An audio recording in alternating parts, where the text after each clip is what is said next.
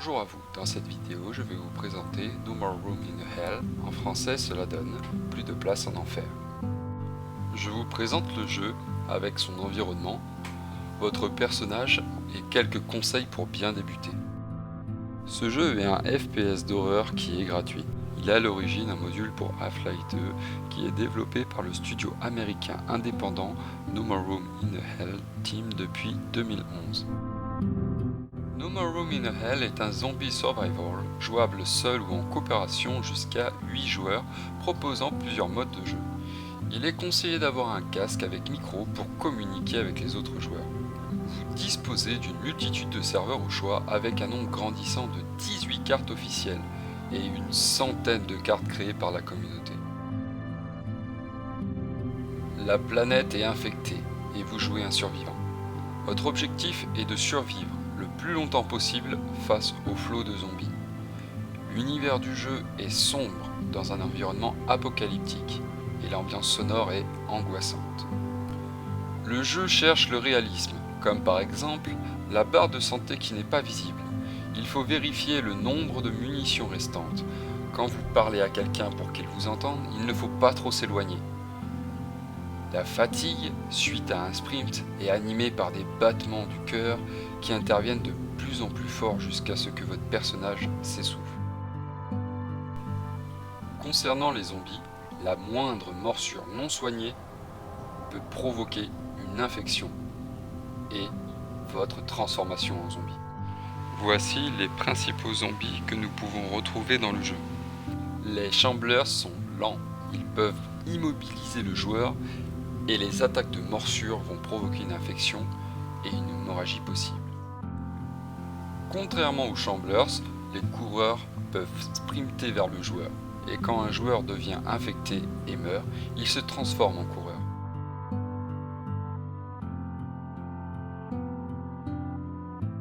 Les enfants sont plus rapides que les Shamblers mais ne vont pas aussi vite que les coureurs. Ils ont une vitesse d'attaque plus rapide, mais ils sont incapables de saisir et de mordre les joueurs. Leur petite taille les rend difficiles à abattre.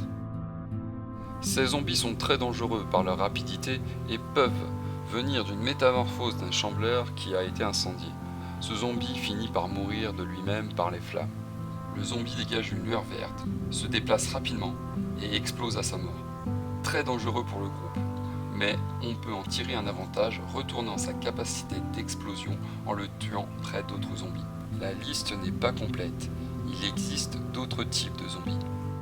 Vous intégrez un personnage qui devra survivre dans un univers d'horreur réaliste avec peu d'indicateurs visuels et sonores. Selon le mode de jeu, si l'on meurt, on peut réapparaître à chaque checkpoint ou à chaque vague de zombies. Dans ce cas, nous pouvons suivre les autres joueurs ou déplacer librement la caméra sur toute la carte.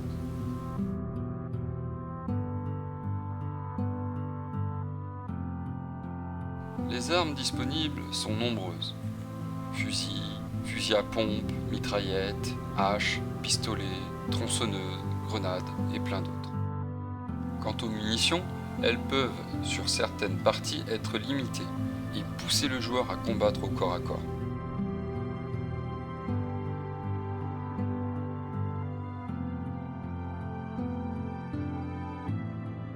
Des outils comme le marteau permettent de se barricader dans des pièces avec l'utilisation de planches. La lampe est très utile dans les endroits les plus sombres et la nuit. Il existe aussi des kits de soins et aussi des pilules pour ne pas se transformer. Pour le mode objectif, il y a des obstacles qui vous bloquent le passage. Soit il faut les détruire pour pouvoir continuer, soit vous devrez trouver des objets cachés dans le décor.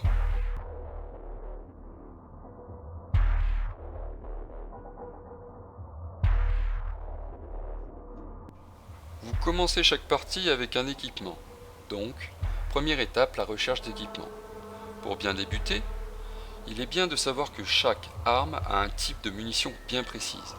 Les combats au corps à corps sont à éviter au maximum.